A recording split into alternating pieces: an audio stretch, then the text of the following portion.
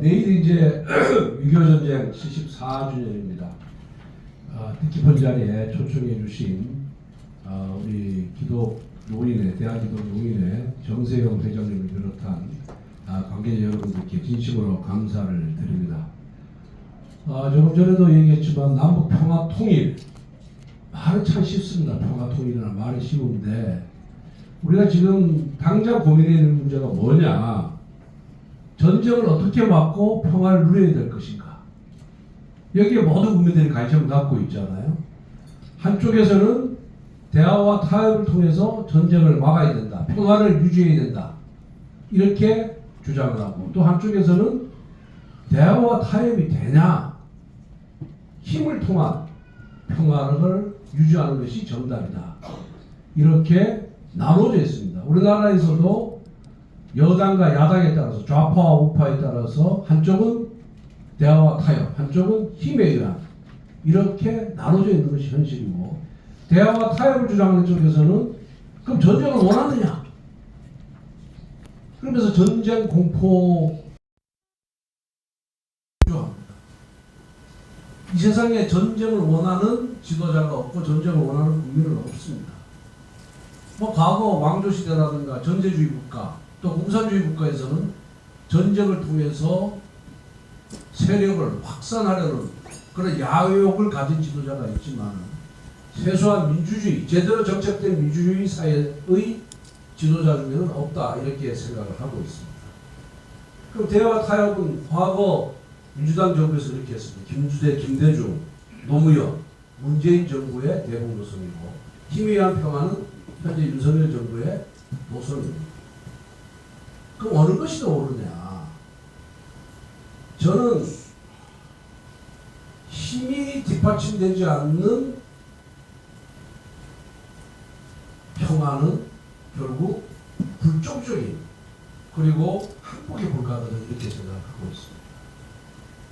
현재 신냉전 체제로 전환 중일 때는 특히 힘과 동맹 관계가 중요해질 수밖에 없다는 그렇게 생각을 하고 있습니다. 그러면은 왜 신냉전 체제냐? 여러분들 다 아시다시피 과거에 냉전 시대였습니다. 미국과 소련을 중심으로 양극 체제가 세계 2차 대전 이후에 지속이 됐습니다. 그런데 1990년에 이제 동구권의 사회주의가 몰락하면서 냉전 질서가 해체됐고, 그 이후 30년 동안 화해 시대가 전개됐습니다. 세계 인류사에서, 세계 역사에서 30년 동안 이렇게 평화가 유지된 전례가 없었습니다. 유일하게 30년 동안 평화가 유지된 것이 1990년에서 2020년까지입니다. 그때 중국은 덩샤오핑이 개혁개방 노선을 추구하면서 중국이 세계 공작을 되었고, 그때 우리는 어떻게 했습니까? 많은 경제 이익을 갖고 있죠. 그런 화해의 시대, 1990년에서 2020년까지 30년이라는 세월 동안 우리의 안보, 우리 세계관은 안미 경중이었습니다. 안보는 미국하고 하고 경제는 중국하고 하겠다. 아주 적절한 그 선택이었죠, 현실에서. 그런데 2020년부터 중국하고 러시아가 자유주의적인 세계 질서에 도전해 오면서 신냉전 체제로 지금 전환 중에 있습니다. 그 지역적으로 보면 세 개의 갈등 국면이 있습니다. 첫째, 우크라이나 전쟁으로 촉발된 유럽과 러시아의 갈등이 첫 번째 거예요. 혹시 물 한 컵만 갖다 주시겠습니까? 예. 감사합니다.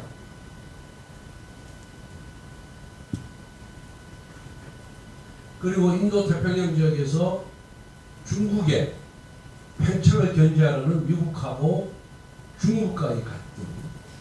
세 번째로는 동아시아에서 한국, 미국, 일본과 북한, 러시아, 중국의 그런 갈등 관계. 이 지역적으로 세 군데서 나타나고 있습니다. 특히 동아시아에서는 남북 문제, 대만 문제, 남중국해 문제 등 각국의 이해관계가 첨예하게 되고 있습니다. 최근에 국제뉴스를 보면은 이 남중국해 문제 때문에 필리핀하고도 중국이 엄청난 갈등 관계를 지금 빚고 있는 그런 상황입니다. 그런데 이 동아시아는 이런 지역적인 갈등 외에 반도체를 비롯한 기술 패권 경쟁까지 여기에 축적되어 있습니다. 그래서 한국과 일본, 대만이 포함되어 있는 이 동아시아가 외교적, 군사적, 기술적인 그런 냉전 시대의 최전선이다. 그만큼 세계의 화약고가 되어 있는 것이 동아시아다 이렇게 생각을 하고 있습니다. 그러면은 이런 상황에서 과거 30년간 우리나라가 견지해왔던 안미 경주, 안보를 미국하고 하고 경제는 중국하고 하는 이런 안미 경쟁의 외교 노선이 적절할 것인가, 과연 통할 것인가, 현실적으로 그것이 가능할 것인가, 여기에 대해서 우리가 다시 한번 깊이 생각해야 된다. 저는 불가능하다 이렇게 생각합니다. 이제는 안보와 경제가 뗄래야 뗄 수 없는 그런 시대가 되고 있습니다. 여기 앞에 그 지도 한번 보세요. 어디 있나? 저기 화면 반도체 여기 보세요. 반도체 기술 패권 경쟁이 얼마나 심하냐면은 이렇게 되어 있는 거예요. 지금 한국, 미국, 일본, 중국, 대만이 이 반도체 생산을 이렇게 나눠 갖고 있는데 이 한국, 일본, 미국, 대만이 중국을 포위하고 있는 반도체 경쟁에서는 포위하고 있는 그런 지금 형국으로 가고 있습니다. 이거 경제 부분 아닙니까? 기술 부분 아닙니까? 이 경제와 기술 때문에 반도체 동맹 칩포가 지금 형성이 체결된 상태이고 이것이 과연 안보와 뗄 수가 있느냐. 이 반도체가 결국 군사무기를 결정하는 결정적인 이 소재입니다. 이것이. 그렇기 때문에 안보와 경제를 뗄 수가 없다. 과거 우리 냉전시대에 미국하고 소련이 대립됐을 때 우리는 소련하고 아무 관계를 안 맺었어요. 오로지 미국 편에 서서 자유주의 편에 서서 함께 활동을 했습니다. 지금 신냉전 전환 중이기 때문에 지금 그렇게 갈 수밖에 없다. 그러면은 손자병법의 지피지기면 벽전 불태다 이렇게 되어 있습니다. 적을 알고 나를 알면 100번 전쟁에도 질 수가 없다. 위태롭지 않다. 이렇게 되어 있는데 그러면은 우리도 외교안보 면에서 이 손자병법을 생각해 봤을 때 뭘로 이렇게 우리가 적을 알고 나를 아냐. 저는 오늘 내일이 6.25 전쟁 74주년이니까 이 6.25 전쟁을 통해서 즉 역사를 통해서 한번 살펴보면은 우리가 견지해야 될, 나아가야 될 방향을 알 수 있다 이렇게 생각을 하고 있습니다. 지금도 북중러가 한편이고 한미일이 한편이잖아요. 그죠? 그 당시도 마찬가지였어요. 74년 전에도 북중러가 한편이었고 이게 한편이 우리가 또 한편이었습니다. 한미일이. 그래서 상황이 아주 유사합니다. 그때 한국전쟁은 김일성이 기획을 하고 스탈린이 승인하고 마오쩌둥, 모택통이 지원한 불법적인 침략전쟁입니다. 그런데 이 불법적인 침략전쟁을 대한민국과 자유세계가 막아낸 전쟁이다. 저는 그렇게 6.25 전쟁을 규정을 하고 있습니다. 1993년도에 러시아 문서보건서에서 해제된 서류가 있었는데 그것이 바로 구소련의 기밀문서입니다. 거기에 보면은 얼마나 김일성, 스탈린, 마오쩌둥이 치밀하게 이 6.25 전쟁, 한국전쟁을 기획했는지가 나타납니다. 잘 들어보십시오. 49년 3월 달에 50년 6월 25일이 6.25 전쟁이죠. 49년 3월 달에 김일성하고 당시 부수상이었던 박헌영이가 소련 모스크바를 방문해서 스탈린에게 남침전쟁을 일으키겠다 라고 승인해달라고 요청을 합니다. 그랬더니 스탈린이 미국의 참전을 우려해서 그래서 미국이 참전하면 저 3차 세계대전을 이게 비화할 수가 있잖아요. 그래서 거절합니다. 그리고 8월 달에 49년 8월 달에 김일성이 스탈린에게 재차 전쟁을 일으키겠다 이렇게 요구했지만 역시 그때도 스탈린이 미국 참전을 걱정하면서 거부했습니다. 그런데 1950년 1월 달에 5개월 전에 김일성이 다시 스탈린에게 남침을 허락해달라고 요구를 합니다. 그랬더니 승인을 해요. 왜 승인을 했을까요? 그 전에 49년 10월 달에 이 중국 대륙에서 중화인민공화국, 우리 옛날에 중국이라 그랬죠. 현재의 중국이 탄생을 합니다. 공산주의 국가인 중국이 49년 10월 달에 탄생을 하고, 그리고 50년 1월 달에 미 국무부 장관인 에치슨 라인을 그어요. 미국의 방위선에서 일본까지만 미국의 방위선이다. 태평양에서 한반도를 지휘했고, 그랬더니 스탈린이 이거 남침을 해도 전쟁을 일으켜도 미국이 개입하지 않겠네, 참전하지 않겠네, 이렇게 판단을 내고 그 다음에 이렇게 해서 허락을 합니다. 그리고 50년 3월에 스탈린이 김일성을 다시 모스크바에 불러요. 그래서 러시아의 군사고문단과 전쟁 계획을 논의를 했습니다. 그리고 전쟁 한 달 전인 5월 달에 목태동이 마오쩌둥이 김일성에게 남침을 하면은 군사적 지원을 해주겠다, 이렇게 약속을 합니다. 그러니까 얼마나 이렇게 치밀하게 전쟁 전략을 수립했는지 여러분들 잘 아실 겁니다.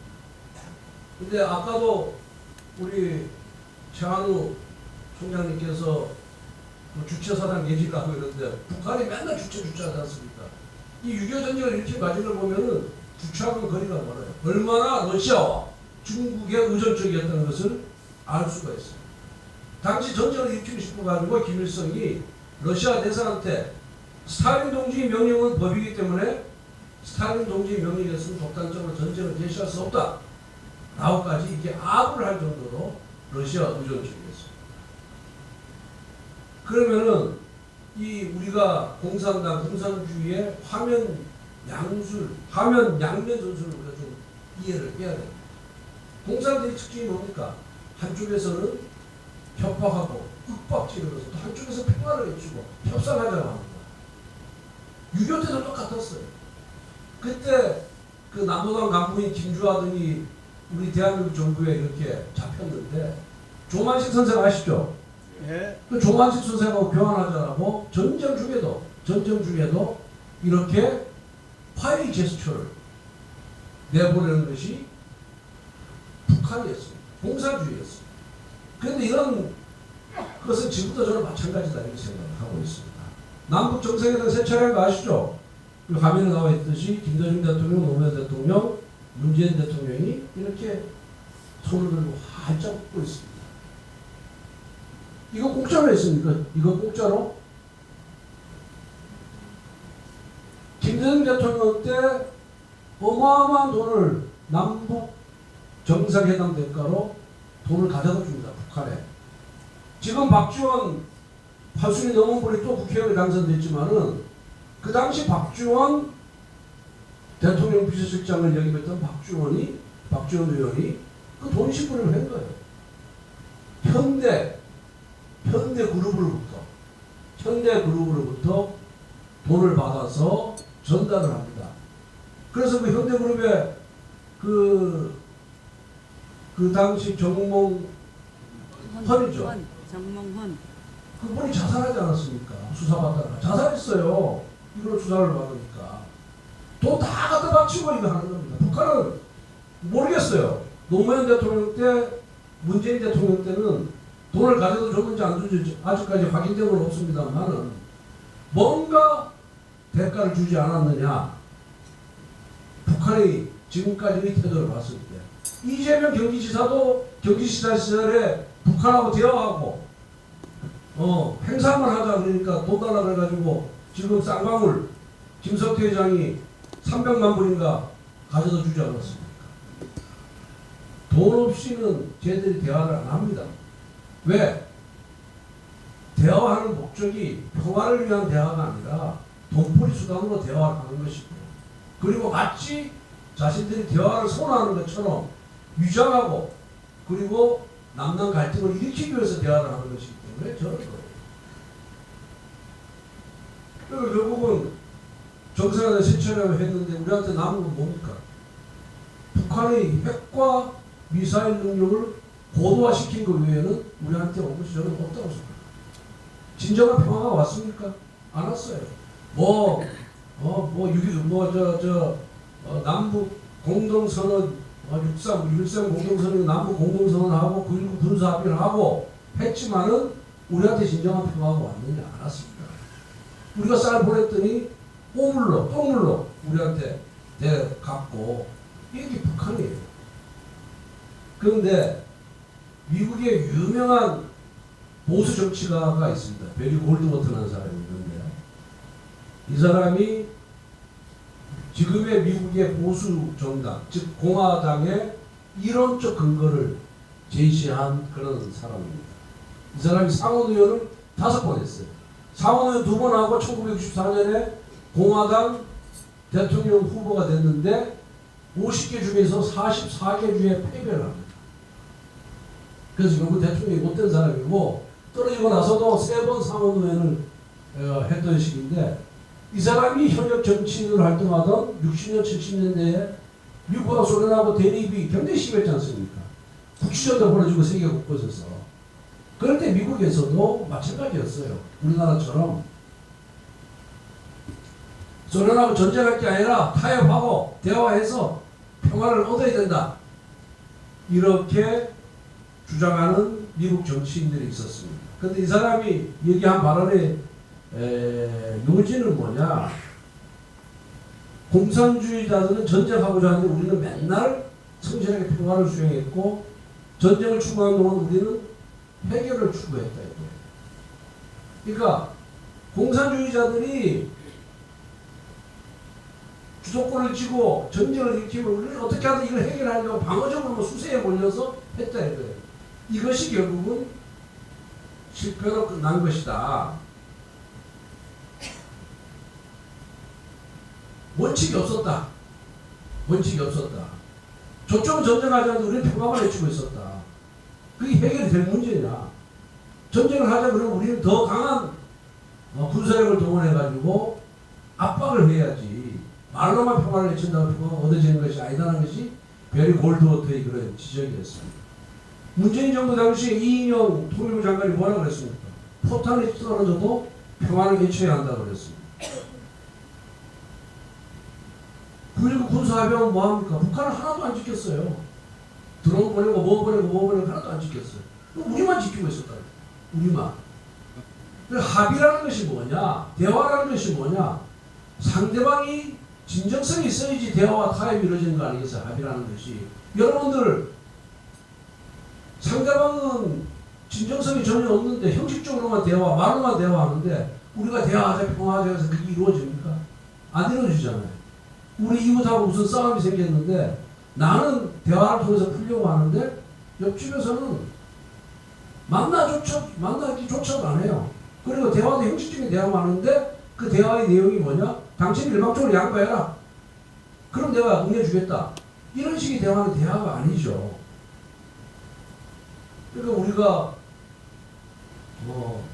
앞에서 쌀 보냈더니 북한 우리에게 또 풍선을 보내고 우리 정부가 불법적으로 북한에 돈 송금했더니까 이거 핵개발하는 데 사용한 거 아닙니까? 그러니까 평화는 위장이었어요. 대화도 위장이었어요. 그래서 굴복의 평화는 평화가 아니다. 그리고 대화와 타협을 통한 평화가 일시적으로 성공할 수 있지만 상대방이 힘을 길러서 쳐들어왔을 때 그 평화는 하루아침에 깨지기 마련입니다. 이런 건 역사적으로 너무 많아요. 이웃 국가 사이에. 상대방을 완전히 그러니까 뭐랄까 평화를 우리 평화체제를 유지하자, 선림관계를 유지하자, 협정 맺어놓고 한쪽에 힘을 막 길러요. 그 상대방이 방심한 순간에 탁 쳐가지고 그 나라를 먹어버립니다. 이런 건 역사적으로 너무 많습니다. 그래서 대화와 타협이 필요하지만은 그 대화와 타협을 하기 위해서는 힘이 전제가 돼야 한다. 저는 그렇게 생각을 하고 있습니다. 그 다음에 한국전쟁에서 얻을 수 있는 두 번째 교훈. 북한이 남침한 후에 트루먼 대통령이 무슨 일이 있어도 저 개자식들을 막아야 한다. 이렇게 트루먼 대통령이 욕설까지 하면서 북한의 도발을 그 뒤에 러시아와 중국이 있으니까 이건 자유주의에 대한 도발로 간주를 해서 막아야 된다라고 트루먼 대통령이 얘기했어요. 그러면서 미국 국민들을 상대로 호소를 합니다. 라디오를 통해서. 그 호소의 내용이 북한의 남침은 유엔 헌장 위반이고 평화를 침해한 것이다. 이 도전에 정면으로 대응해야 한다.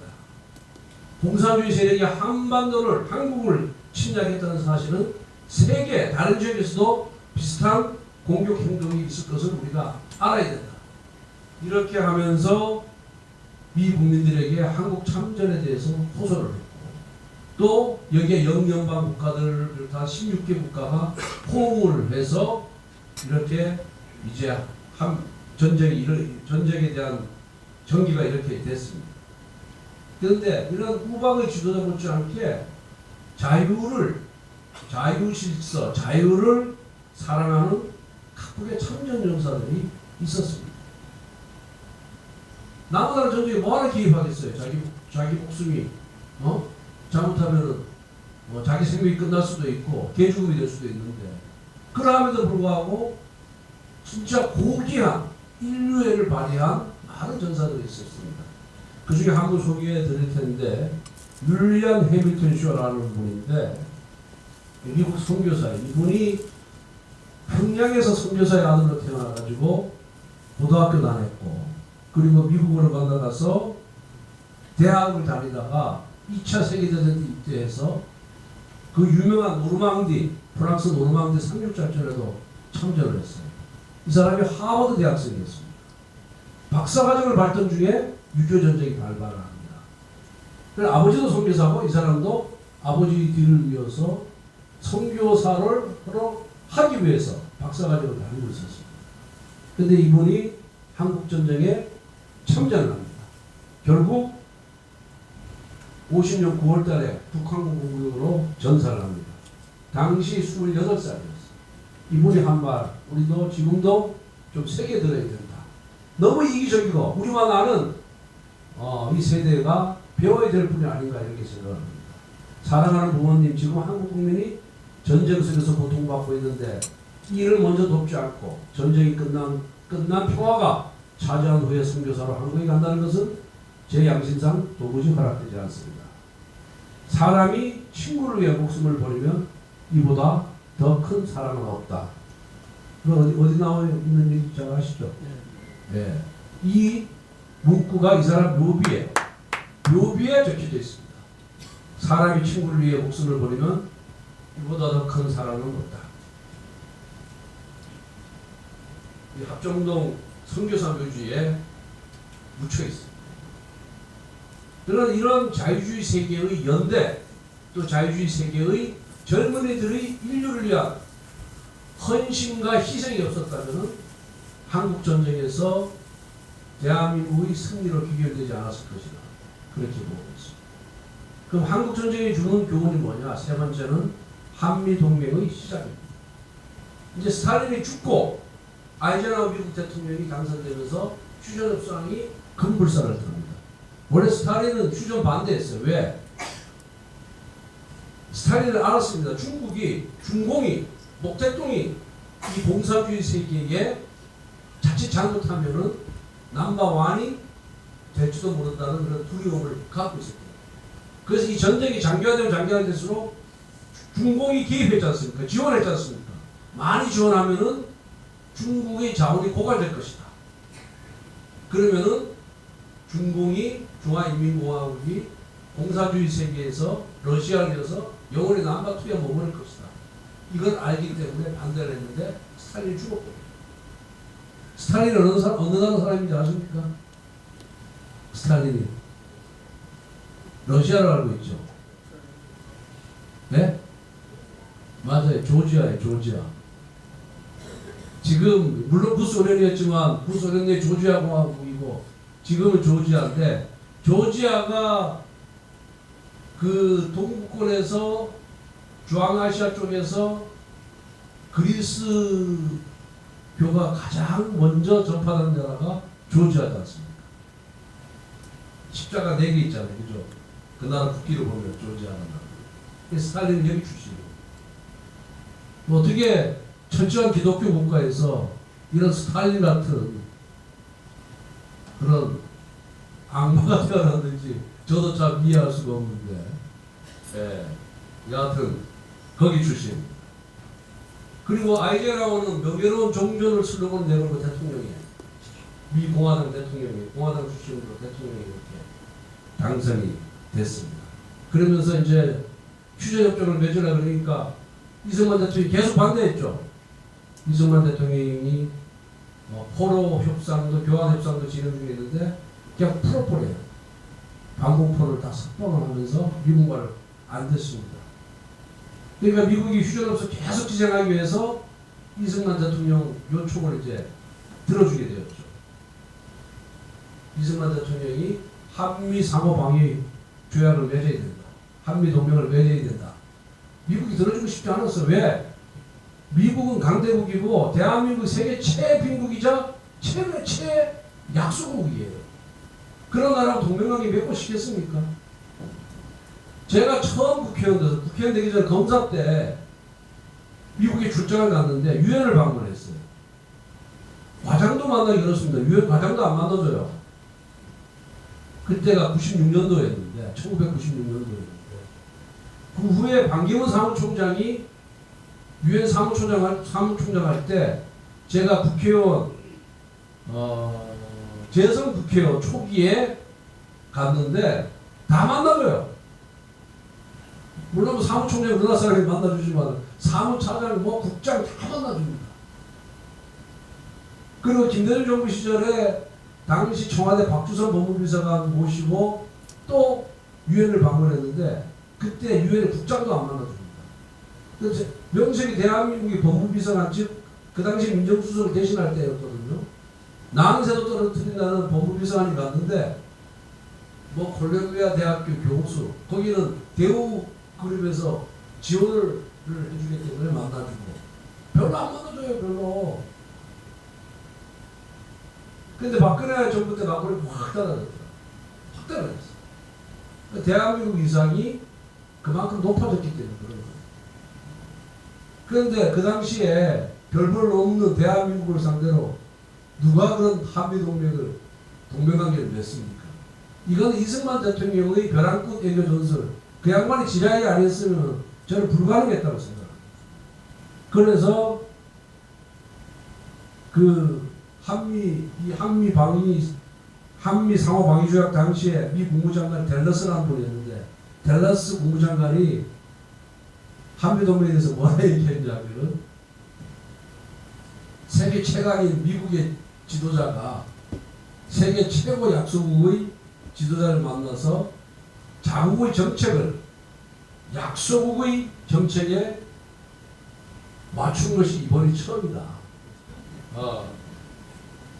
역사적으로 미국이 대한민국의 제공한 것 이상으로 다른 나라에 제공한 적이 없다. 라고 자기 소연을 말할 정도로 정말 세계 역사상 있을 수 없는 조약이 우리 이승만 대통령의 해안으로 탄생한 것이 바로 한미 상호 방위 조약입니다. 그러면서 이승만 대통령께서 이제 한미 상호 방위 조약은 우리 후손 앞으로 누대에 걸쳐서 우리 후손들이 갖가지 혜택을 누릴 것이다. 이렇게 예언을 했습니다. 이 한미 상호 방위 조약 때문에 오늘 대한민국이 경제적으로 성장할 수 있었던 겁니다. 왜? 안보가 튼튼해졌기 때문에, 안보의 틀이 확실히 갖춰졌기 때문에. 그리고 전쟁이 나면은 미국이 개입한다는 것을 전 세계가 알고 있기 때문에. 우리의 경제적 번영의 토대는 바로 여기다. 그리고 이승만 대통령이 정말 역사적으로 잘한 것은 토지개혁이었습니다. 농지개혁이었습니다. 제가 재작년에 필리핀을 방문하고 또 작년에 그 콜롬비아 남미의 콜롬비아라는 나라 알죠? 거기도 인구 5천만 명이 넘습니다. 엄청난 대국입니다. 5천만 명. 우리나라하고 규모가 비슷한데 땅덩어리 우리보다 한 8배 정도 크고 한 나라인데 거기 외무장관들을 만났더니 저한테 묻는 것이 어떻게 농지개혁을 성공했냐는 거예요. 어떻게 농지개혁을 성공했냐. 그 비법을 알려달라는 거예요. 그런데 저희들은 농지개혁 성공했다는 거, 농지개혁 했다는 거 역사 교과서에서 배웠을 뿐이지 우리 어른들이나 주변에서 농지개혁이 정말 어렵고 힘들고 이 농지개혁의 그 의미에 대해서 얘기해주는 사람들이 거의 없었거든요. 아마 이 자리에 계신 분들도 잘 모를 거예요. 과거 역사적 사실로만 알고 있을 뿐이지. 그 왜 이렇게 묻냐고 가만히 봤더니 이 나라는 몇몇 대주주가 농토를 다 소유하고 있는 거예요. 그리고 대부분의 국민들이 농민의 99%가 다 소작농으로 소작농으로. 그러니까 중산층이 형성되지 않는 겁니다. 맨날 소작농으로 사니까. 그러니까 이 사람 정치인을 아는 거야. 아, 우리나라도 농지개혁 해야지. 농지를 소수의 인원이 소유하는 것이 아니라 다수의 농민들이 소유를 해야만 우리가 이 가난의 지목에서 탈피하고 경제 성장을 하고 중산층이 형성될 수 있다는 것을 그 사람들이 아는 거예요. 그래서 여야하고 같이 갔는데 아무도 대답 안 하기에 그 대답 안 하면 대한민국 국회의원들의 수준이 형편없는 게 되잖아요. 그래서 제가 할 수 없이 마이크 잡고 대가 넓어버리면서 이렇게 얘기를 했던 그런 기억이 납니다. 그래서 와서 다시 공부를 해보니 이 대한민국의 농지개혁으로 대한민국이 자경농이 많이 생기니까 이 자경농들이 사람들이 소유욕이 있잖아요. 그리고 농민들은 제일 소중한 게 뭐니까 땅이에요. 6.25 전쟁이 일어났을 때 내가 갖고 있는 땅을 빼앗기기 싫어서 이 자경농들이 앞장서서 군인이 되고 저게 또 전쟁에 참여를 했던 겁니다. 그리고 이분들이 악착같이 농사를 지어서 남는 돈으로 이 돈을 벌어가지고 자식들의 교육을 시킨 거예요. 이 가난의 대물림을 끊어야 되겠다. 그래서 결국은 이것이 대한민국 경제성장의 발판이 됐다. 근데 진짜 필리핀 같은 나라 제가 가보니까 좀 새끼로 빠지겠습니다. 제가 필리핀 주니어 마르코스 대통령 취임식에 갔습니다. 주니어 마르코스가 누구냐 하면은 여러분들 옛날 이melda 여사 아시죠? 네. 1990년 이melda 여사. 네. 집에 뭐 핸드백하고 구두가 뭐 3,000칼레. 여자분들 아시죠? 여자분들도 관심이 많으니까. 그 이melda 여사, 그 마르코스 대통령 옛날 그 독재로 유명했던 하와이로 쫓겨갔던 그 시니어 마르코스의 아들이 지금 주니어 마르코스, 봉봉 마르코스라고 하는 이 사람이 대통령이 됐어요. 우리나라 같은 상상을 못할 일인데, 그런데 그 이melda 여사가 결혼식장에 휠체어 타고 오셨더라고요. 거의 100세 가까이 된 것 같아요. 90몇 세인데. 제가 대한민국 대통령의 대신해서 갔으니까 대한민국 이상이 얼마나 높으냐면은 거기에 딱 좌석에 전직 대통령 옆에 앉혀놓더라고요. 저를. 전직 대통령 옆에. 네. 물론 미국과 일본은 저 앞줄에 앉고 저는 뒷줄에 앉았지만은 미국, 일본 다음에 대한민국. 네. 그리고 전직 대통령 옆에 있어요. 아로요 대통령, 뭐 또 무슨 대통령 옆에 앉혀놓더라고요. 그런데 이제 중요한 그게 아니라 하원 의장하고 거기 한 10명의 하원 의원, 제가 6명의 국회의원 되는 것 같거든요. 그래서 한 2시간 동안 대화를 나눴는데 하원 의원들이 자기 소개를 하는 거야. 거기에 필리핀. 전부 할아버지 할머니 때부터 그 동네 지사, 시장 뭐 다 이래요. 평범한 집 아들이 하나도 없어. 평범한 집 아들이 하나도 없어. 그러니까 누대에 걸쳐서 정치인 가문에다가 거의 센습에다가 돈도 어마어마하게 많고 그 지역이 거기는 권력을 가진 사람이 금융까지 갖는 거예요. 경제력까지. 그래서 제가 도로로 버스 안에서 우리 의원님들 보고 뭐라 그런지 아세요? 내가 보면서 이랬어요. 우리 의원들은 그렇게 무슨 정치인 아들이라든가 뭐 부자 아들이 별로 없어요. 저 같은 경우는 학교 선생 아들. 대부분 뭐 그래요. 보면 뭐 농사 짓는 사람 아들 뭐 이래. 그래서 내가 보면서 그랬어요. 여기 딱 보니까 필리핀에 태어났으면은 우리 김의호는 면장 정도 했을 것 같고 나머지는 면석이밖에 못했을 거다고 그렇게 농담을 한 적이 있는데 이만큼 농지개혁이 중요하다. 그리고 이제 너무 붙여서 빠져가지고 그래서 정말 대한민국에 태어난 것에 대해서 제가 자부심을 느끼고 우리 선조들에서 우리 앞세대 저보다 앞세대 우리 아버지 세대 할아버지 세대에 대해서 진짜 감사한 마음을 갖게 된 또 그런 계기가 됐습니다. 그래서 대한민국을 사람에 비유하면은 난상 끝에 겨우 탄생했잖아요. 난상 끝에. 그래서 유엔에서 남한만의 총선을 치르고 자유 대한민국을 만들어야 된다. 이렇게 하면서 뭐 신탁이니 반탁이니 한반도 전체를 해야 되니 남한과 북한을 분리해서 선거를 치러야 되느니 나를 치다가 겨우 탄생한 것이 1948년 대한민국 아닙니까? 탄생하기 2년 만에 걸음마도 제대로 하기 전에 전쟁의 그런 고통 속에서 죽을 뻔하다가 겨우 살아가지고 또 60년대 70년대 또 얼마나 가난했어요. 그러다가 박정희 대통령 만나가지고 위대한 지도를 만나가지고 산업화에 성공하면서 그 다음에 정보화 시대 이제 과학기술 시대로 와서 사실은 자수성가한 사람이 바로 대한민국이다. 저는 그렇게 생각하고 있습니다. 만약 우리가 이런 사람들 옆에 있으면 그 사람 박수 쳐주고 존경하고 이러지 않겠습니까? 대한민국 존경받아야 되는 나라예요. 네. 뭐 해외조사 어떤 거 하는데 이런 나라 없습니다. 대한민국 같은 나라.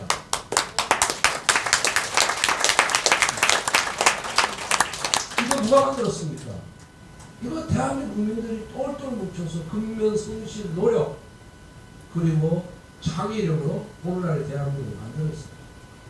그래서 이 안보는 근데 경제력 군사력만 되는 게 아닙니다. 우리가 정신력을 갖고 있어야 돼요. 주적에 대한 명확한 인식, 역사에 대한 올바른 이해를 통해서 저는 이 안보가 완성이 된다 이렇게 생각하고 있습니다. 저는 개인적으로 제 개인적으로 얘기하고 이런 원칙을 갖고 있는데 첫째 공산주의 세력이 말하는 평화 이거는 믿어서 안 된다. 믿을 수가 없다. 이건 역사적으로 이미 증명이 되었다 이렇게 생각하고요. 그리고 평화는 말로만 하는 게 아닌데 외친다고 되는 게 아니에요. 지켜야 하는 겁니다. 어떻게? 힘으로 지켜야 돼요. 결국 평화는 힘의 결과이지 말의 결과가 아니다. 그래서 강력한 군사력, 동맹 이것만이 북한의 도발을 억제할 수 있다. 세 번째 유사시에 대한민국을 도울 수 있는 세력은 앞에서 우리 역사의 교훈에서 받고 있는 자유민주주의 세력밖에 없다. 국가밖에 없다. 그래서 자유민주국가의 연대를 평소에 공격해야 된다. 저는 그렇게 생각합니다. 그리고 한미동맹은 한국전쟁을 통해서 얻어낸 최고의 전리품입니다. 그래서 이 동맹을 통해서 안보가 튼튼했기 때문에 산업화와 민주화가 가능해서 오늘날의 대한민국이 됐다. 이런 생각이 들어서 앞으로 대화와 타협도 좋지만 힘이 뒷받침되어야 되고 힘이 결국 평화의 산물이다. 이렇게 저는 생각합니다. 그리고 요즘 이제 얼마 전에 이제 푸틴이 북한에 와서 김정은하고 회의를 하고 뭐 전략적 동반자 관계로 격상을 시켰잖아요. 북한과 러시아에. 그 우리나라 굉장히 지금 예민해요.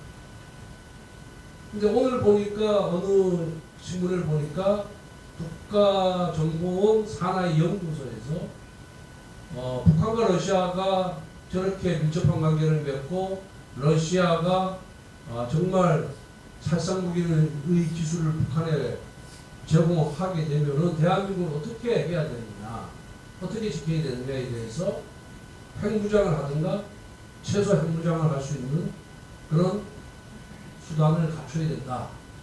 이렇게 나온 보도를 봤습니다. 제가 여러분들 다 아시다시피 핵무기는 비대칭 전력이에요. 뭐 이분 중에 대칭 전력과 비대칭 전력이 뭔지 구분을 잘 못하시는 분들이 계실 텐데 대칭 전력이라는 것은 뭐 총이면 총, 탱크면 탱크 이런 재래식 무기를 말하는 것이고 비대칭 전력은 핵입니다. 핵은 이 대칭 전력을 기존에 있는 제네시스 부분을 한순간에 그냥 무력화시키는 것이 핵무기 아닙니까?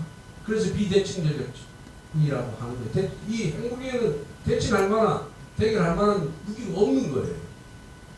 근데 제가 그 기사가 나와서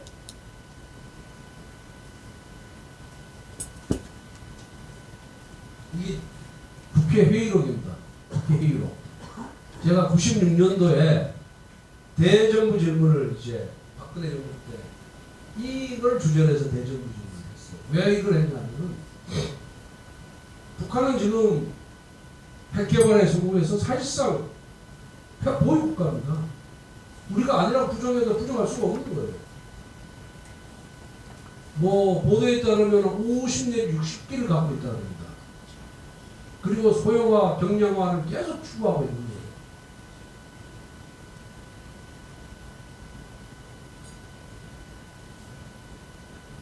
그런데 이제 우리는 이제 핵무기를 보유할 수가 없잖아요.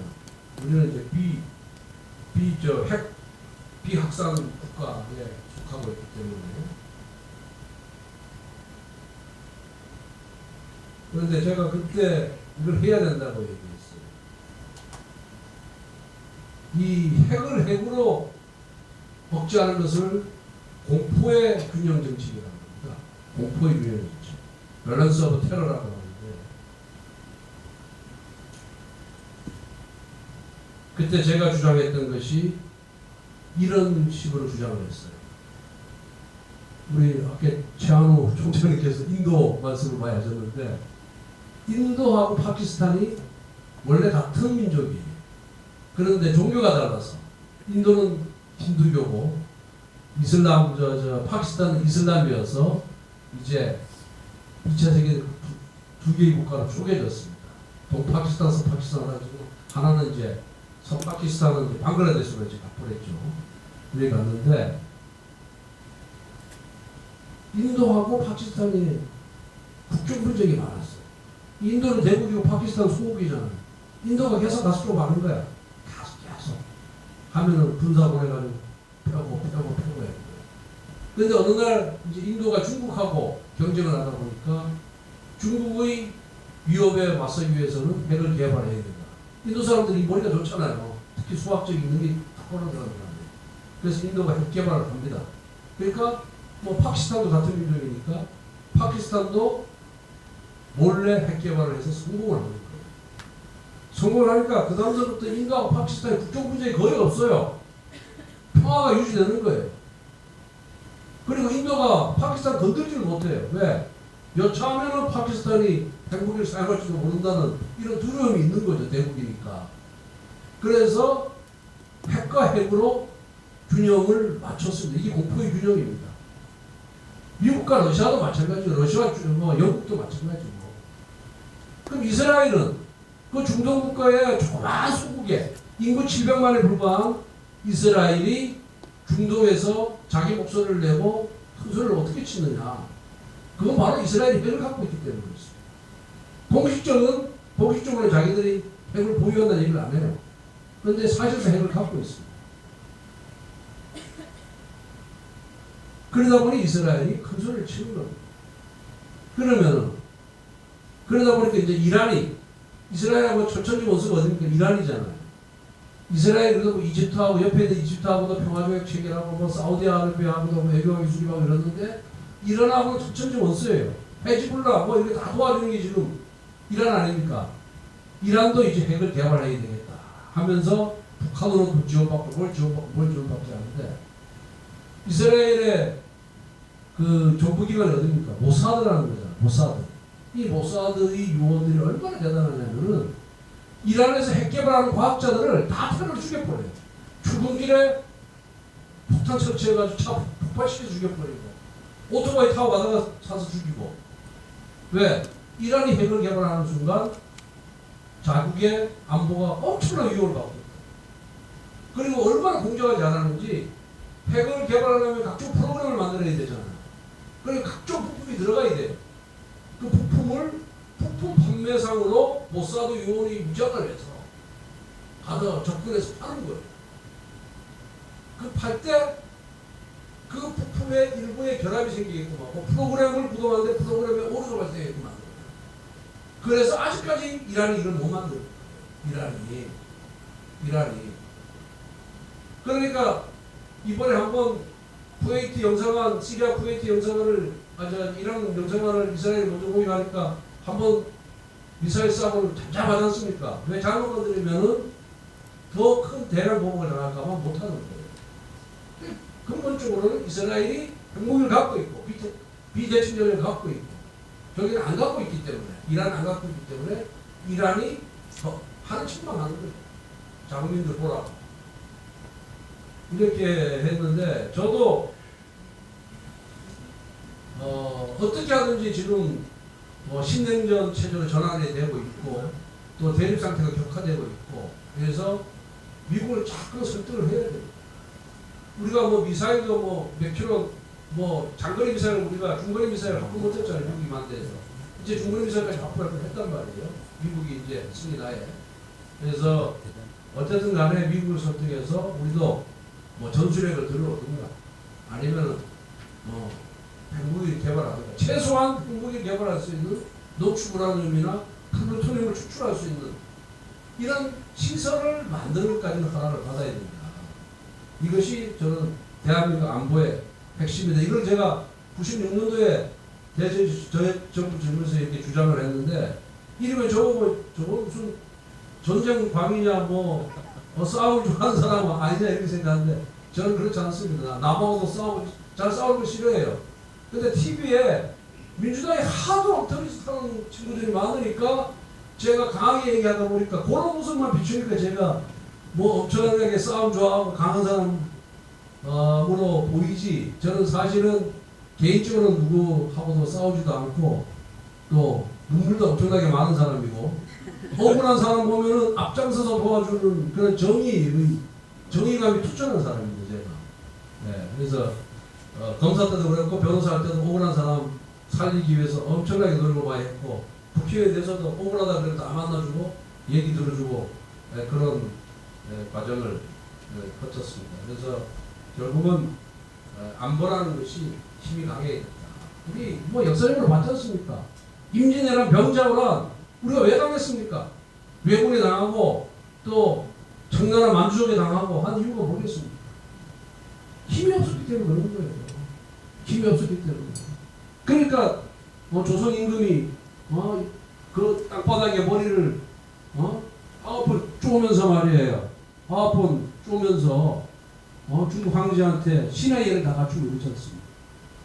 그런 역사를 보더라도 힘이 없으면 절대 안 됩니다. 평화와 타협 외치다가 북한은 비대칭적인 핵무기 갖고 위협하면 어떻게 하겠습니까?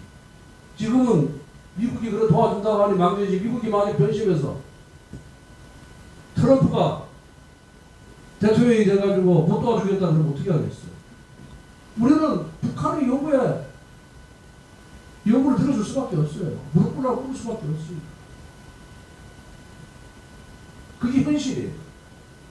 그렇기 때문에 우리도 끊임없이 물론 국제관계를 존중해야 되지만 끊임없이 이런 과정을 거쳐서 힘을 확보를 해야 됩니다. 결국은 우리가 더 큰 소리를 치기 위해서는 더 안보로부터 해방되기 위해서는 우리도 핵무기를 보유해야만 북한의 위협이나 불바다를 만들겠다, 뭐로 만들겠다, 위협해서 자유로워질 것이다. 이렇게 저는 생각합니다. 오늘 오랜 시간 동안 별로 도움도 안 되는 강의를 이렇게 경청해 주신 여러분들께 진심으로 감사드리고 앞으로 여러분들이 기대에 혼나지 않는 정치인이 되도록 더 노력하겠습니다. 감사합니다.